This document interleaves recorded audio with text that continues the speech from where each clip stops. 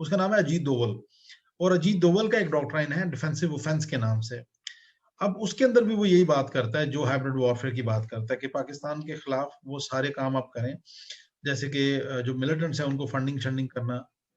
ये this person is Latif Mehsud and he was right hand of Hakimullah Mehsud, TTP का ये financer था basically, and he used to arrange funds for TTP. ये अफगानिस्तान में पकड़ा गया, इसको नेटो ने पकड़ा during a meeting between with Afghan intelligence and रॉ। वहां से नेटो ने इसको पकड़ा, इसको अरेस्ट किया, उनसे छीना बल्कि, और बाद में उन्होंने पाकिस्तान को ये हैंड ओवर किया ये बंदा, क्योंकि पाकिस्तान से उनको बहुत सारे मफादात थे और पाकिस्तान से वो चाहते थे कि पाकिस्तान हकानी नेटवर्क या निगोशिएशन में उनकी हेल्प करे अमेरिका की। तो इस बंदे का जब इंटरव्यू बाद में पब्लिश हुआ और इसमें इसने बताया कि India and Afghanistan both work against Pakistan, और वो पैसा लगा के टेररिस्ट एक्टिविटीज करवा रहे हैं। इसके अलावा आपको पता है जो एहसानुल्लाह एहसान जो था उसका कन्फेशन भी था that Pakistan India is using Afghan soil.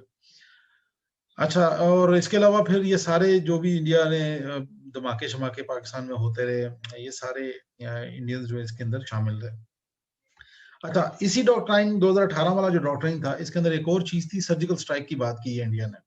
ये डॉक्ट्राइन आया 2018 में, और इंडिया ने 2019 में सर्जिकल स्ट्राइक की अगेंस्ट पाकिस्तान। 16 में उन्होंने जो की थी वो बकवास की थी कि जी हमने की है surgical strike. Surgical strike basically air force का कॉन्सेप्ट है, जिसके अंदर आपकी एयर फोर्स जाती है, अपने जहाज यूज करती है, यूएवीज यूज करती है, ड्रोन्स यानी कि, या फिर special forces gunship helicopter use करती है, जिस तरह अमेरिका ने किया उसामा बिन लादेन के लिए। So these are the this is what we call surgical strike. India ने जो किया वो उन्होंने एयरक्राफ्ट यूज किए हमारे खिलाफ, और उन्होंने वो एयरक्राफ्ट पाकिस्तान के खिलाफ यूज किए, और उसके बाद फिर उनके साथ जो हुआ वो कहानी सबको पता है। उसके काउंटर रिस्पॉन्स में Pakistan carried out strikes in 6 important areas, जिसको हम कहते हैं केजी टॉप एक एरिया था, बिम्बर गली था, और नारायण सेक्टर के अंदर हमने 6 जगहों पे इंडिया की जो पोजीशंस थी उनको टारगेट किया, और उनके वहां पे आर्म डिपोज और वो जो उनकी जो पोजीशन थी उनको हमने टारगेट किया, लेकिन हमने उनको मारा नहीं।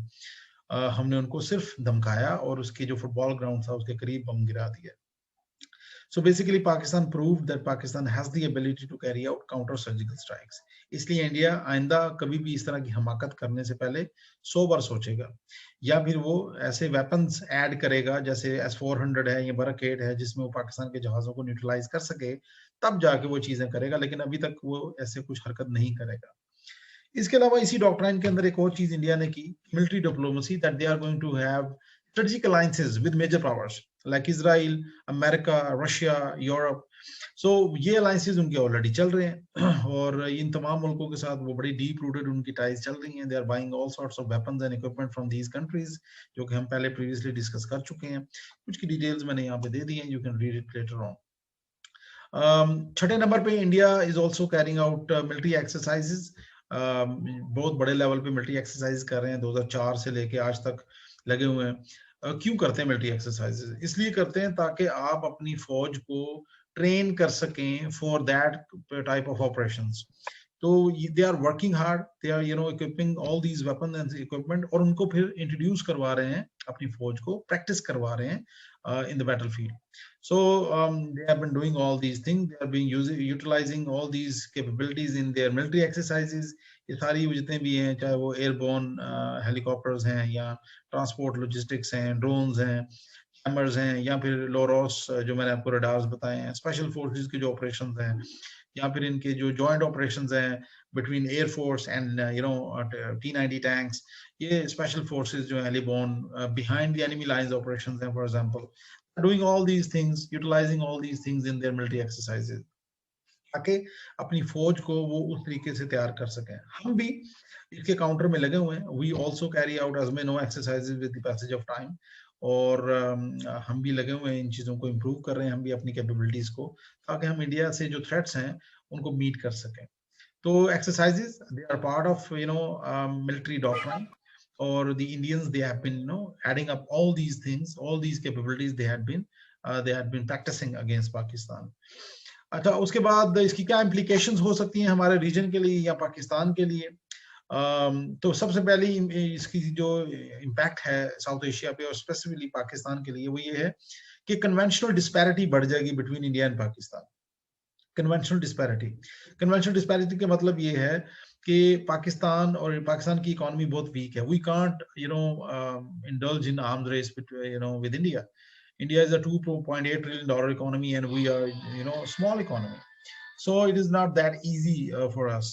तो इसको ये बढ़ जाएगी। जब ये बढ़ेगी तो ऑटोमेटिकली फिर पाकिस्तान कुछ ना कुछ करके वेपन तो खरीदेगा, कुछ ना कुछ खरीदेगा, तो उस पाकिस्तान ना चाहते हुए भी आर्म्स रेस के अंदर जंप इन कर देगा। जब नहीं जंप इन कर पाएगा या जब नहीं एडिक्वेट वेपन एक्वायर कर पाएगा और बैलेंस नहीं क्रिएट कर पाएगा, तो क्या होगा फिर?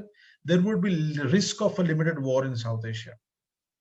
तो जब रिस्क ज्यादा बढ़ जाएगा, पाकिस्तान की कैपेबिलिटीज इतनी नहीं होंगी, तो ऑटोमेटिकली क्या होगा फिर? ऑटोमेटिकली ये होगा कि Pakistan is going to rely on tactical nuclear weapons या फिर strategic nuclear weapons to deter India from any aggressive actions against Pakistan. तो इस तरह की जो सिचुएशन है, जो कि हमने कल लेक्चर में डिस्कस की थी टैक्टिकल न्यूक्लियर वेपन वाली, तो टैक्टिकल न्यूक्लियर वेपन जब आप उन पर रिलायंस ज्यादा बढ़ा देंगे, तो खुदा ना खास्ता अगर आपका कोई कॉन्फ्लिक्ट होता है छोटा मोटा, तो चांसेस आपके रिलायंस जो है न्यूक्लियर पे रखना जो है वो बहुत डेंजरस चीज है। और इंडिया ने अगर उसको आपका जो ब्लफ है उसको अगर उसको करने की कोशिश की, तो अगर आप उसको नहीं रिस्पॉन्ड करेंगे विद न्यूक्लियर वेपन्स उस अटैक को, तो इंडिया में take it as a bluff. तो ये वो सिचुएशन है जिसमें थ्रेट बढ़ जाएगा पाकिस्तान और इंडिया के दरमियान बहुत ज्यादा। इसको काउंटर करने के लिए Pakistan needs to work on its conventional capabilities. Pakistan need to take some certain concrete steps. For example, Pakistan must improve survivability of its command and control system. Number one, Pakistan must acquire second strike capability, यानी कि absorb करने जो होता है ना, second strike capability क्या होती है कि आप पहली strike को absorb करते हैं और उसके बाद फिर आप अपने दुश्मन पे हमला करते हैं। सेकेंड स्ट्राइक कैपेबिलिटी पाकिस्तान किस तरह एक्वायर कर सकता है? You can have deep underground tunnels, जो कि हमने बना ली हुई है 2009 के बाद। यानी कि हमारे बहुत सारे वेपन्स जो हैं वो हमने पहाड़ों के अंदर डीप अंडरग्राउंड टनल्स में साइलोज बना के सुरंगे बना के सेव कर लिए हुए हैं। दूसरे नंबर पे आप न्यूक्लियर सबमरीन्स खरीद सकते हैं, जिसके जरिए आप अपने न्यूक्लियर वेपन्स को समंदर पे रख दें, और समंदर क्योंकि बहुत बड़ा है तो इट इज सेफ कि जी आपके न्यूक्लियर वेपन वहां पे सेफ रहते हैं। लेकिन अभी हमारे पास इतने पैसे नहीं है, क्योंकि वो तकरीबन $3 बिलियन की आती है एक सबमरीन। तो हम रिलाई किस पे कर रहे हैं? हम डीप अंडरग्राउंड टनल्स पे रिलाई कर रहे हैं, हम मोबाइल ग्राउंड बेस्ड कैपेबिलिटीज पे रिलाई कर रहे हैं। हमारे जितने भी आप देखेंगे ना मिसाइल ज्यादातर वो ट्रक माउंटेड है। तो जब ट्रक माउंटेड है तो आप एक जगह से दूसरी जगह उनको मूव कर सकते हैं इजीली। तो इससे आपको मिलती है सेकंड स्ट्राइक कैपेबिलिटी, जिससे आपकी न्यूक्लियर डिटरेंस ज्यादा क्रेडिबल हो जाती है। तो अगला मुल्क जो है ना वो 100 बार सोचेगा आप पे अटैक करने से। दूसरे नंबर पे you have to improve your indigenous defence industry. Research and development must continue in the high technology areas. आपने जो मॉडर्न कैपेबिलिटीज हैं उसको ऐड करें। लाइक फॉर एग्जांपल पाकिस्तान की इंडिजिनस जो कैपेबिलिटीज हैं उसके अंदर हम HIT में और कामरा वगैरह में हम अपने टैंक्स और जहाज खुद बना रहे हैं। बहुत सारी ऐसी चीजें हैं स्मॉल आर्म्स की जो हम POF में तैयार कर रहे हैं। सो ये सारी वो कैपेबिलिटीज हैं जिनको हम इंप्रूव कर रहे हैं। इसके अलावा जो चीजें हम नहीं बना सकते, फॉर एग्जांपल सैटेलाइट्स हैं या फिर long range air defence system है या फिर 5th जनरेशन एयरक्राफ्ट है, so we can take help from our friendly countries like China. So Chinese, they are very helping and they are supporting Pakistan throughout, and they are sharing their technology with us. Recently we have got LY-80 air defense system from China, and they are also ready to share their long range air defense system plus their 5th generation aircraft in future, which they are going to share. Secondly, we must also carry out regular military exercises with friendly countries who are superior than Pakistan, ताकि आप उनसे सीख सकें कुछ। तो this is how you are going to improve, and this is how you are going to counter the Indian strategic thinking in this region. So dear students, thank you very much for your patience. It was a very quick and swift lecture, and I hope you have enjoyed. And if you got any question now, time is up. You can ask question. I can still wait for that. No problem. For 5 or 6 minutes, we can answer these questions. So if you got any question, please ask. Thank you very much. No, sir.